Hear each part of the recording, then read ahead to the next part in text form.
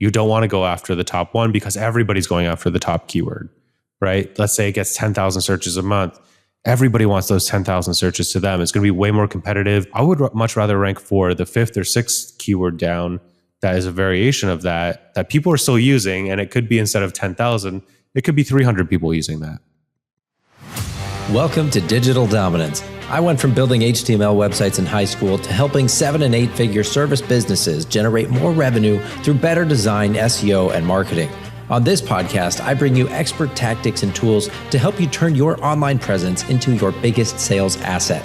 If you want someone on your team to help you navigate the world of digital marketing, head over to FroBro.com.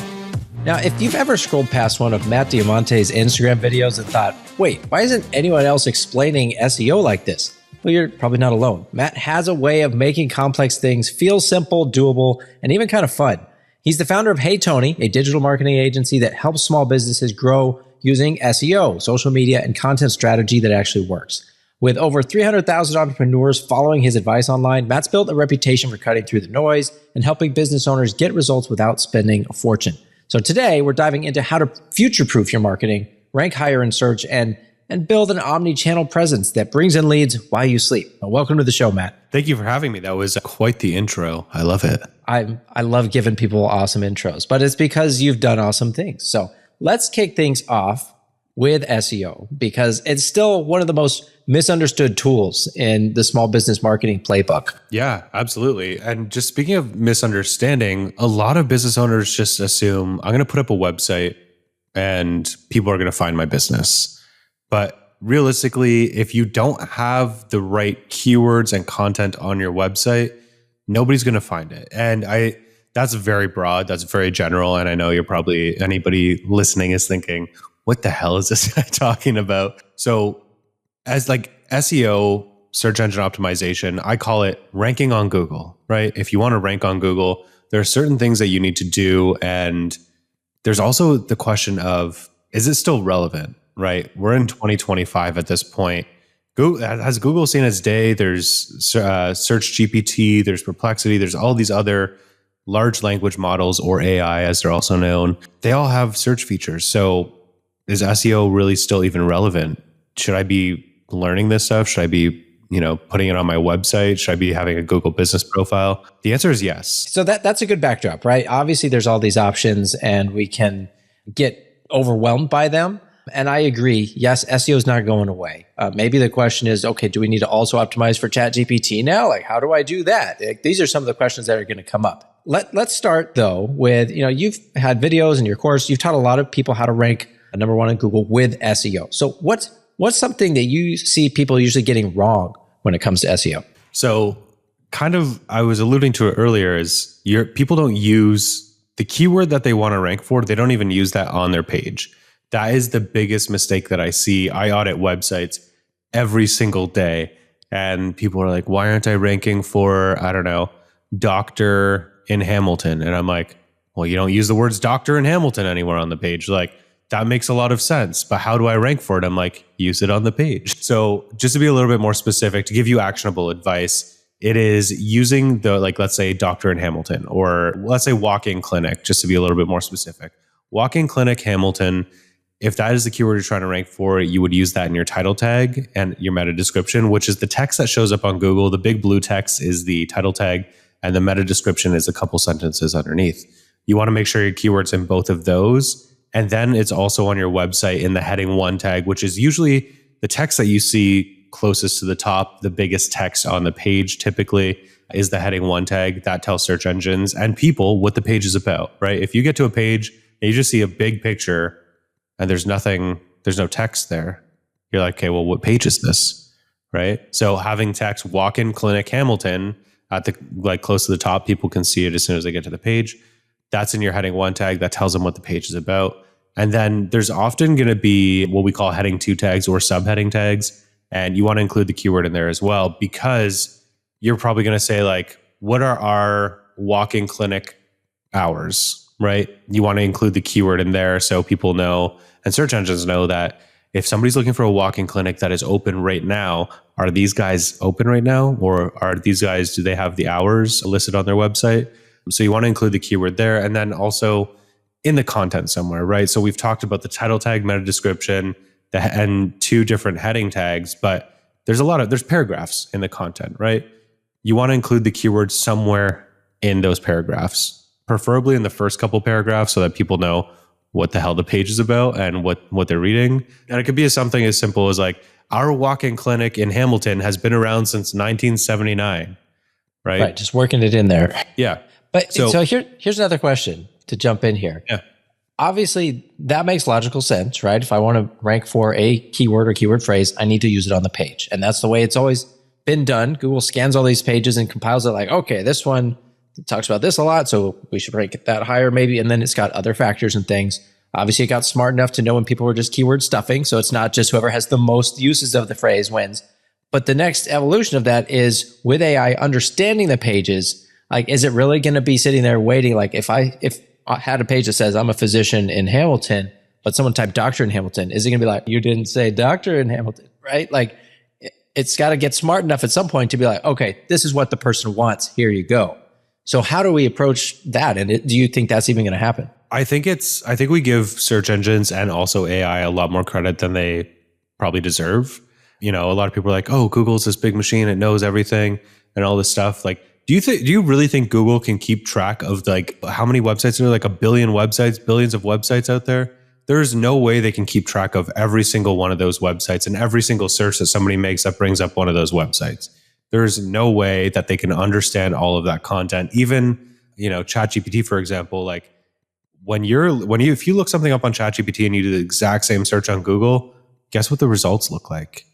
Pretty much the same, right? Like, do you really think ChatGPT is and all these AI large language models are going to recrawl the entirety of the internet to figure out and then have their own search algorithm when Google has arguably the best search algorithm? And also, if you disagree and you're using Bing, they're also grabbing Bing results. So basically, if you can show up on Bing and Google and, you know, on the top lists from different publications, whatever it is, for best restaurants in the city or best contractors or best whatever, like your chances of ranking on these AI, what are we even calling these right now? AI search engines? I guess just AI platforms is the AI term. Platforms. Yeah. Like that is the way to show up currently in those platforms. And you also, one of the things that we've been doing with our clients is at the very top of pieces of content, the whole goal of creating content is to help somebody, right? And you want to create content that is helpful. I know that might sound a little bit backwards, but you want to create helpful content so that the person reading it is taking something away and that they could easily find the information that they're looking for in your content, right? If you have 10,000 words, it's going to be a little bit difficult for them to find that information. If you have 1,000 words, it'll probably be fairly easy, but you want to make sure you're using like different heading tags and subheadings and pictures and videos and all this kind of stuff. But one of the things we've been doing recently is at the very top of a piece of content, right after the heading 1 tag, we'll be like, here's a too long, didn't read, like a TLDR version of this article. And it's literally bullet points of like, if you read those bullet points, you understand the entire topic, right? But search engines want everything. At least that's what Google has said. They want more information. They want you to write the best piece of content that's ever been written about that topic. More authoritative, ultimate guide. Yeah. Yeah, exactly. But people don't want the ultimate guide all the time. Sometimes you just want like, there's 3 pizza places near me or 3 restaurants near me. There's a pizza place, there's a Chinese food place, an Italian restaurant. Which one do you want, right? Choose one of those 3. Yeah. Do you think, though, that would affect the dwell time on a page, right? Because that could on people stay on the page. They just come, get their answer, and leave. That's obviously a signal to Google as well, but it could be misinterpreted. Well, I think they have to have something in place because if people are finding the answer to their question, like, one, are they exiting that page right away? Or are they just, are they keeping that page open or that tab open and then going somewhere else? Or are they closing their browser and not like, I think the biggest signal is if they leave the page and then they go back to the search results to find a different page with more information or different information. That's when it didn't work. But if they read that information, they're like, okay, cool, this is it. They call you from the website, they fill out the form, they buy your product, or they just leave and don't go to another website. I think those are all fine. Yeah, fine. I think that's fine. Okay. That makes sense. All right. So someone who might not have a big team or a budget, we talk about all these SEO tools and tactics. What are the first one or two that you think people should focus on? Oh man. So I've been playing around with ChatGPT to do keyword research and tell me how to optimize a page.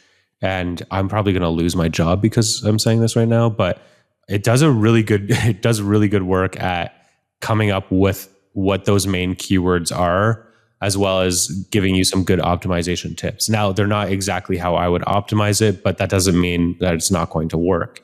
It's worth trying some of that stuff out, not on every page on your website, but test it on a couple pages and see if it works. I took the keywords that it gave me and I searched all of them in SEMrush, which is what I use in my agency. And I was like, which ones have the highest search volume? What's the difficulty? All this kind of stuff, which ChatGPT can't really give you that information because it doesn't have it, right? It just guesses on what the keywords are. So I looked at the keywords and I was like, holy shit.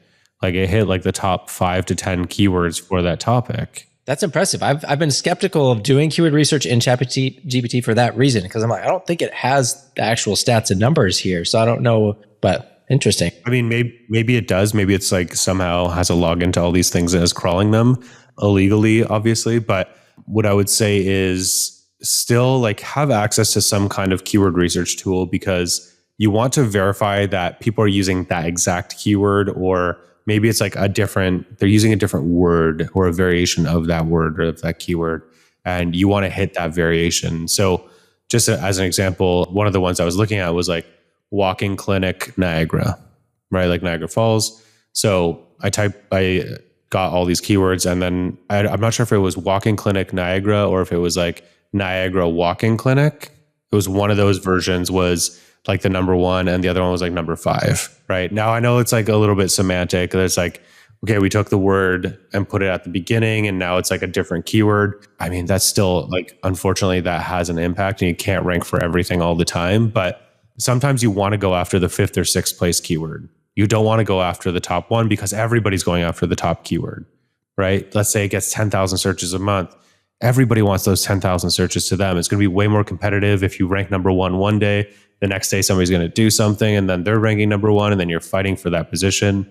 I would much rather rank for the 5th or 6th keyword down that is a variation of that people are still using. And it could be, instead of 10,000, it could be 300 people using that. And one thing I ask business owners all the time, like, could you handle 300 new clients or patients or customers a month? And they're like, no, that would ruin my business. I wouldn't be able to take on all that work. Everybody would be disappointed because, the quality would be bad. And I'm like, and obviously if 300 people are searching it, not everybody's going to hire you. But just to illustrate the point, like, we don't need to go after the 10,000. Everybody's doing that. Let's go after something that's more realistic. It's easier to win the smaller volume keyword because not as many people are going after it. Yeah, that makes total sense. So let's talk about future proofing for a minute, because obviously SEO is a long-term strategy, so this could play into it. But what does future proofing your marketing look like for a service business? Oh my God, that is a huge question, and there's so many things you could do. But let's first talk about like future proofing. Like, that is to keep your business existing in the next 5 to 10 years, despite the technological changes that are happening with how you market your services. Is that accurate? Yeah, I'd say so. So with that in mind, like I want my business to be around in the next 5 to 10 years, 20, 30 years would be great. But what businesses need to do is realize that you can't just depend on any one platform, right? Like, if your business, for example, just depended on Instagram and you posting every single day, and then all of a sudden, the algorithm changes and all of a sudden your posts aren't reaching as many people and they're not even reaching your followers, they're reaching strangers, but your followers are the ones who are potential customers, all this kind of stuff. Then all of a sudden you don't have a business anymore because their algorithm changed, right? Same thing with TikTok, same thing with Google, actually, right? Some people do some like sketchy, not so above board things when it comes to SEO, or they'll hire somebody from Fiverr or something and they'll make them rank temporarily. But in the long term, their rankings go down when algorithm updates happen. Anyways, all I'm trying to say is all of these things can impact your business on any day at any time, and you really have no way of controlling it. But there's really only one way to future-proof your business, It is to either have recurring revenue, right? Get people signed up to some kind of subscription model, to have an email list. So you have their contact information. And like for me, even like if Instagram for some reason closed my like account, I have 300,000 followers, I would be devastated. Yes. But would it ruin my business? No. Right. Because I'm on all these different platforms. I'm doing SEO. I have an email list, right? I have people's phone numbers. I can text them. I can call them.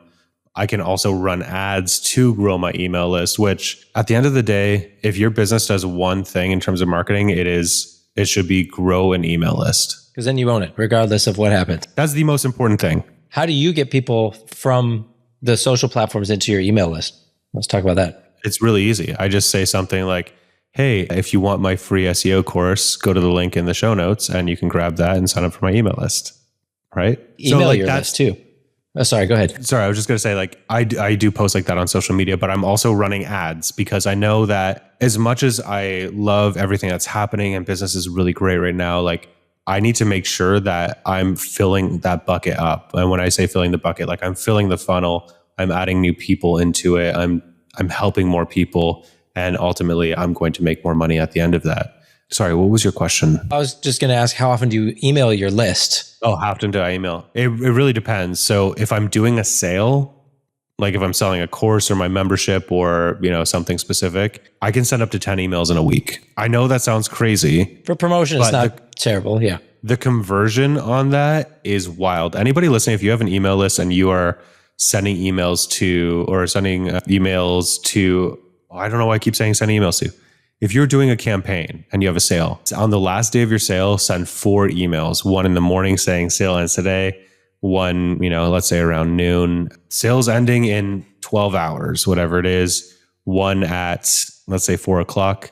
Sale's going to be done. This is your last chance. I'm not going to remind you again. And then like 2 hours before the sale's done, send another email saying like, actually, this is the last time I'm going to remind you because the sale ends in 2 hours, right? Get it before. I'm never going to offer the sale again. Just that one day alone makes me more money than all the other days combined. Well, that's because people love to wait till the last minute, right? And then you've got the urgency and the FOMO kick in overtime, right? With all those emails like, oh no, I'm going to miss, all right, fine. Like, here's my credit card. But I've worked with a ton of businesses who are like, I don't want to annoy my customers. I don't want to, what if people unsubscribe? I'm like, let them. If they're going to unsubscribe, if they're annoyed that they signed up for an email newsletter where you've provided them with like so much free information and free value and all this kind of stuff, if they're going to get annoyed that you're emailing them about a promotion too much and they unsubscribe, that's fine. Let them unsubscribe. Other people are going to give you money. Yeah, no, I love that. So obviously we're talking about an omnichannel strategy now, right? So we've got SEO and social media and email plus ads. Like those are all those things kind of working together in concert to assure that over time the funnel always remains full, regardless of, if one of these goes down, okay, you might need to shift a little bit, but you're not screwed because you still have all this other stuff working for you. Yeah. How does someone balance kind of being everywhere with still getting stuff done in the business too? You'd be surprised at how quickly you can put out a lot of content. That is like, it's good content. I'm not going to say it's great content, but it'll be good content while running a business full time. And the thing is, when we are becoming entrepreneurs or like, so, you're born an entrepreneur, but like when you start your business, you don't realize how much of your actual work is going to be marketing that business. That's like 50% of your job is marketing your business, if not 100% eventually, right? Like my job mostly in my business is like making videos, going on podcasts, creating YouTube content, writing blog posts, all that kind of stuff. Because I know I can drive people to the business. Like anybody can do the work, right? I can train people how to do that, to do the work. But so when it comes to, let's say a business owner is like, I don't have time. I'm working in my business. I'm servicing clients. I'm doing all this kind of stuff. The easiest way to do it is, okay, I'll lay this out very simply. You're just going to answer questions that your customers ask you or that you've heard or that you find on the internet. So for example, somebody asked me like, okay, what are the most important parts of SEO? If I only did those things and nothing else, what is going to get me results? So I would open up like my camera, my phone, and just record myself answering that question. Like, here are the 5 most important things that you can do to optimize your website, yada, yada, yada. I give personal details, I give stories, I give case studies, all this kind of stuff. And then I take that video. It might be 2 minutes, it might be 5 minutes long. I'm not going to post this video, by the way. I'm going to take that video. I'm going to use something to transcribe it. So you can use YouTube, it'll do it for free. But there's a lot of services that'll do it. And if you actually just wanted to, you could just open up like a Google Meets or a Zoom and it'll transcribe it right there for you. Then what I'm going to do is I'm going to take that transcription and I'm going to go into ChatGPT and I'm going to say, hey, ChatGPT, write me a blog post answering this question. Then I'll paste the question that I just answered using my personal stories, expertise, case studies, client facts, whatever it is. And ChatGPT will write you a really nice blog post, right? Make sure that it's using that keyword, that question multiple times within that post in the places that I mentioned earlier. So then, great, you have a blog post, you can edit it, make sure it's factually accurate. And then from there, go back into that same conversation with ChatGPT and say, okay, now I want social content ideas, right? I want to make videos for this and give me 5 hooks that I can use or 5 ideas for videos. It'll give you those 5 ideas. And then you say, cool, I like idea 1. Give me 5 hooks for idea 1. And then it'll give you 5 hooks. And you're like, okay. So also, by the way, everybody listening, a hook is the first thing that you say in a video to hook the viewer into watching more of the video, right? To grab their attention. So get ChatGPT to write you some hooks and you can adjust them, right? Nothing that ChatGPT does is final. Grab that hook and then say, hey, okay, write me the rest of a script. It should be 30 seconds. It should be engaging, should be X, Y, and Z. And guys, it's not going to be perfect, but you can grab that and take your phone, use the front-facing camera. And this is how I've built over 300,000 followers on Instagram with my phone and my front-facing camera. And I'm answering questions. I'm using some kind of hook, right? And I don't do this entire strategy that I just talked about every time because I've been doing this so long. I'm like, okay, I have an idea for a video. I heard that question. I go through the process a lot quicker than me prompting ChatGPT, but it's a really great way to practice that exercise. So now all of a sudden you have a blog post that you can post on your website. You also have a piece of social content that you filmed on your phone and you can edit with like the Instagram Edits app or in Instagram or in TikTok or in CapCut or in any of the other apps that are free that YouTube's got one in beta too now. Yeah. So you can literally record and edit and publish for free, right? So publish that stuff on social media and then do like, if you can publish or post a video every single day, you will see results a lot quicker.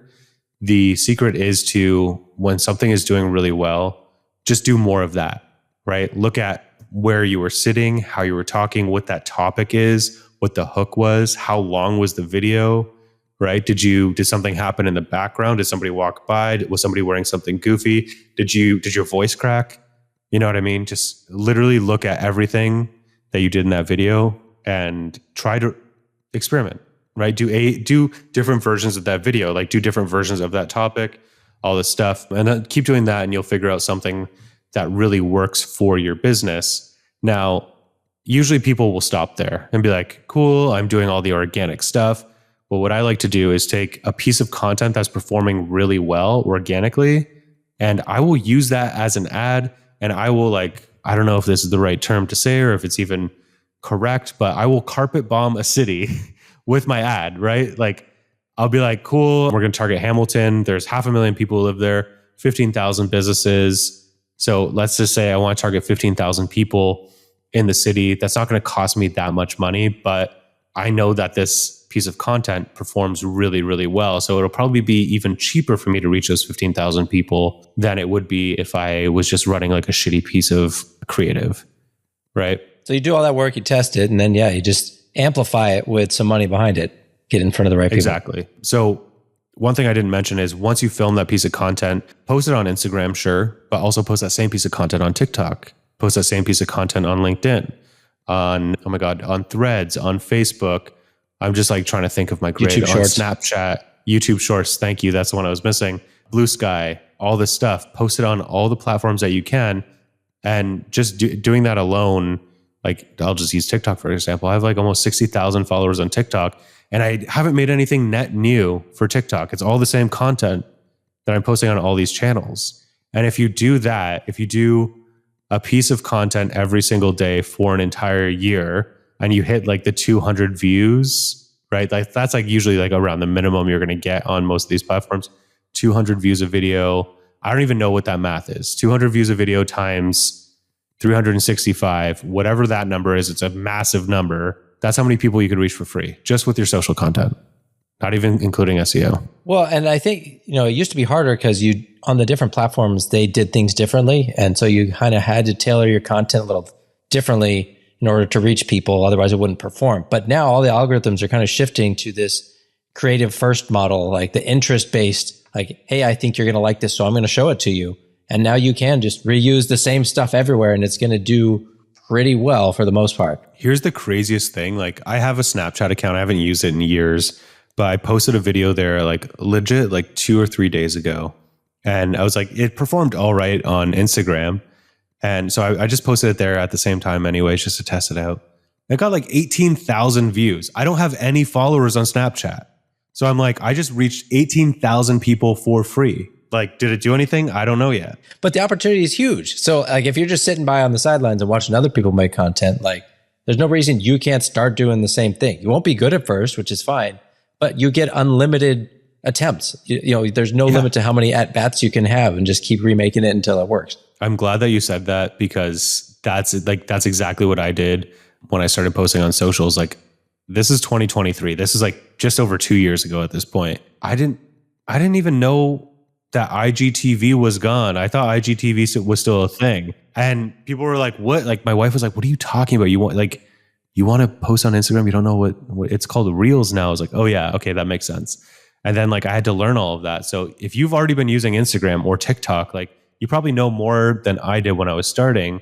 And it's literally just about taking swings, right? Every video is a swing and most of them are going to be misses. But how do you get better? By swinging the bat. Yeah. No, I love that. Well, Matt, this has been a great breakdown. I think it's super helpful for anyone who's trying to grow without overcomplicating things. So for those of you listening, you can connect with Matt and his agency, HeyTony, using the links in the show notes. Go follow him on Instagram as well to watch his stuff. He's got tools, resources, a course, and tons of practical advice that's going to help you rank higher and grow smarter and all of that. So to wrap things up, Matt, here's one last question for you. And you've kind of answered this in various ways, but if you had to rebuild your digital presence from scratch tomorrow, but only had 90 days to get the leads coming in, what would your playbook look like? I would do exclusively social media content. No SEO, social media, right? Social media has the biggest potential and virality out of any platform, any kind of marketing you could do. Like everything else is like, social media is also slow growth, but everything else is truly slow growth unless you're spending a lot of money and putting, cash behind it. But social media, you have the biggest opportunity to reach the most amount of people in the shortest amount of time. Love it. Well, thanks again for being here, Matt. Thank you all for listening. If you enjoyed this episode, please leave a review and share it with another business owner. That's all for now. We'll see you next time. Thanks again, Matt. Thanks for listening to Digital Dominance.